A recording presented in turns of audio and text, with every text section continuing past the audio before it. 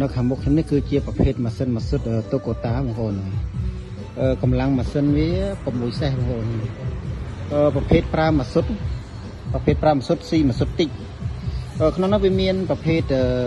ក្បាលបូម8ហ៊ុននិងប្រភេទក្បាលបូម5ហ៊ុនបងប្អូនតែកម្លាំងម៉ាស៊ីនយើងចាប់6សេសដូចគ្នាបងប្អូនវាមាន5ហ៊ុននិង8ហ៊ុន5ហ៊ុនយើងមានតយោចេញចូល5ហ៊ុនហ្នឹងហើយបូមទឹកបានក្នុង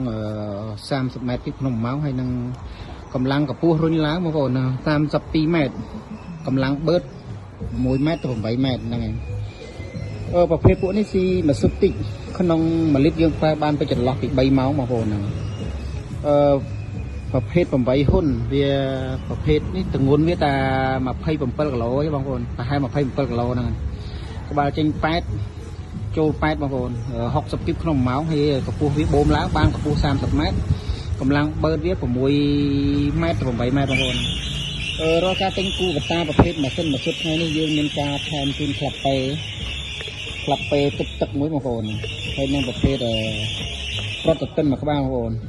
ប្រូម៉ូសិននេះយើងធ្វើបានតែ2ទៅ3ថ្ងៃទេបងប្អូន3ថ្ងៃហ្នឹងចាប់ពីថ្ងៃដែលយើងឡាយចេញវីដេអូទៅរហូតដល់អស់ពីស្តុកបងប្អូន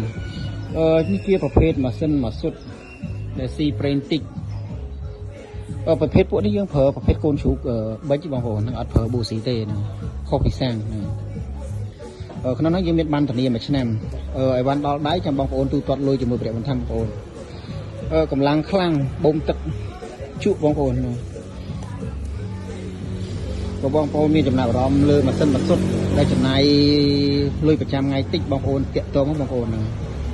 1លីត្រយើងប្រើបានចន្លោះ3ម៉ោងបងប្អូនចាប់អារម្មណ៍សូមតាក់ទងតាមเพจឆាតចូលเพจបងប្អូនដើម្បីដល់បានតម្លៃពិសេសយើងនិយាយគ្នាក្នុងឆាតស្រួលជាងបងប្អូនហ្នឹងទទួលបានតំណែងចាំឲ្យលុយវិរៈបន្ថែមបងប្អូនតំណែងខាងបងប្អូនសូមអរគុណ